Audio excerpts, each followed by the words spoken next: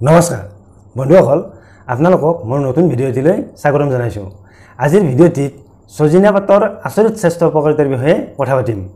বন্ধুসকল আমাৰ সকলোৰে সজিনা হৈছে এবিধ অতি প্ৰিয় পাচলি, কিয়নো বতৰত যেতিয়া সজিনা ফুলে বা সজিনা লাগে তেতিয়া আমি সজিনাৰ ফুল বা সজিনাৰ হে লগা ডাল খাই আমি যথেষ্ট ভাল পাওঁ, কিয়নো সজিনাৰ ফুল আৰু সজিনাৰ ডাল অতি সোৱাদযুক্ত আৰু অতি সোৱাদযুক্ত হোৱাৰ বাবে আমি আসলতে সজিনাৰ ফুল আৰু ডাল খাই ভাল পাওঁ।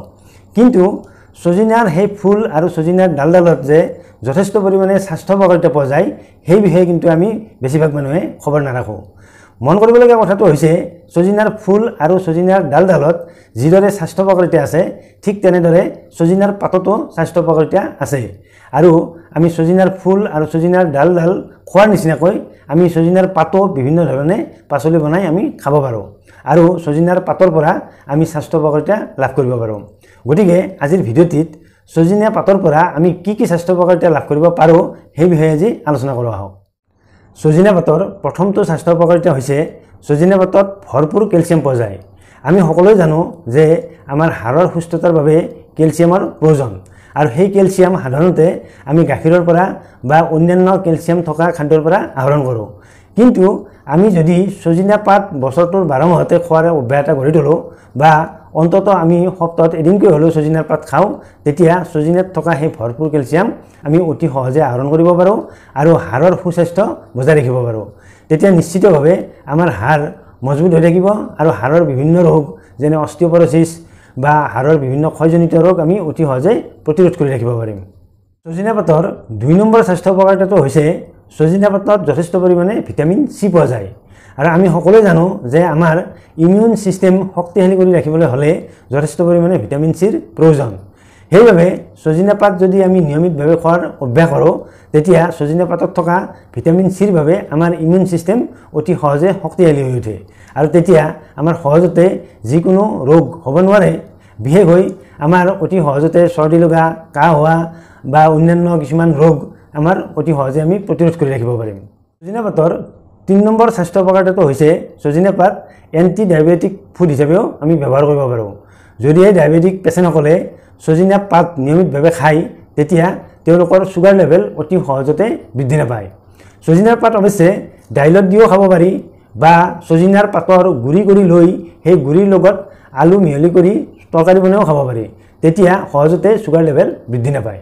গতিকে ডায়েবেটিছ ৰোগীসকলে সজিনাৰ পাতটো নিয়মিতভাৱে খাব পাৰে। ইয়াৰ উপৰি সজিনা পাতৰ যদি এনেদৰে আঞ্জা নিয়মিতভাৱে খোৱা হয় তেতিয়া উচ্চ ৰক্তচাপৰ ৰোগীয়েও উচ্চ ৰক্তচাপ নিয়ন্ত্ৰণত ৰাখিব পাৰে। সজিনা পাতৰ 4ৰ্থ স্বাস্থ্য উপকাৰিতাটো হৈছে সজিনা পাত নিয়মিতভাৱে খালে সজিনা পাতে আমাৰ লিভাৰখন ডিটক্স কৰি ৰখাত সহায় কৰে আৰু সজিনাৰ পাত যদি এনেদৰে নিয়মিতভাৱে খোৱা হয় তেতিয়া লিভাৰটো শক্তিশালী হৈ থাকে। গতিকে সজিনাৰ পাতে আমাৰ লিভাৰৰ স্বাস্থ্যও ভালে ৰাখে। সজিনাৰ পাতত কেলছিয়ামৰ উপৰিও আইৰণ যথেষ্ট পৰিমাণে পোৱা যায়। সেইবাবে সজিনাৰ পাত নিয়মিতভাৱে খালে এনিমিয়া ৰোগীৰ হিমোগ্লোবিন লেভেল অতি সহজে বৃদ্ধি হয়। সজিনাৰ পাত নিয়মিতভাৱে খালে আমাৰ চুলি আৰু ছালৰ স্বাস্থ্যৰ বাবেও অতি ভাল। সজিনাৰ পাতত কেলছিয়াম আৰু আইৰণ থকাৰ উপৰিও ছালৰ স্বাস্থ্যৰ বাবে প্ৰয়োজনীয় কেইবাবিধো মিনাৰেল পোৱা যায়। সেইবাবে সজিনাৰ পাত নিয়মিতভাৱে খালে আচলতে আমাৰ অকালতে চুলি সৰা বা ছালৰ বিভিন্ন সমস্যাও আচলতে প্ৰতিৰোধ হৈ থাকে।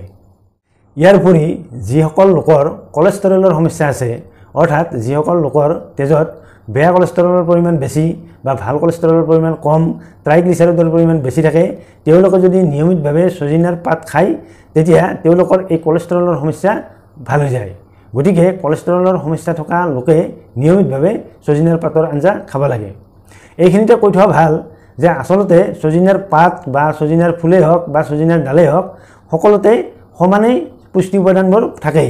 কিন্তু আমি যিহেতু ফুল বা সজিনাৰ সেই ডালটো অকল বতৰতহে পাওঁ, গতিকে আমি বছৰৰ 12 মাহে সজিনা খাবলৈ হ'লে আমি সজিনাৰ পাতৰ পৰাহে আচলতে পুষ্টিগুণসমূহ আহৰণ কৰিব লাগে।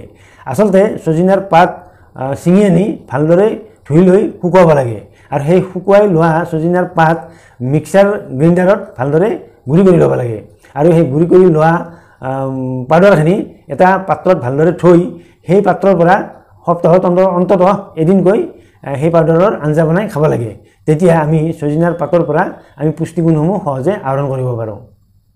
বন্ধুসকল, ছজিনা পাতৰ পুষ্টি উপাদানসমূহে আমাৰ স্বাস্থ্য ৰক্ষাত কিদৰে সহায় কৰে সেই বিষয়ে কিছু কথা শুনিলে। যদিহে আমাৰ আজিৰ ভিডিঅ'টো ভাল পাইছে তেনেহ'লে ভিডিঅ'টিত লাইক এটা কৰিব। লগতে আমাৰ স্বাস্থ্য ৰক্ষা চেনেলটো ছাবস্ক্ৰাইব কৰি থ'বলৈ আপোনালোকক অনুৰোধ জনালোঁ। অন্য এটা ভিডিঅ'ত আপোনালোকক লগ পোৱাৰ প্ৰতিশ্ৰুতিৰে আজিলৈ সামৰিছোঁ। ধন্যবাদ।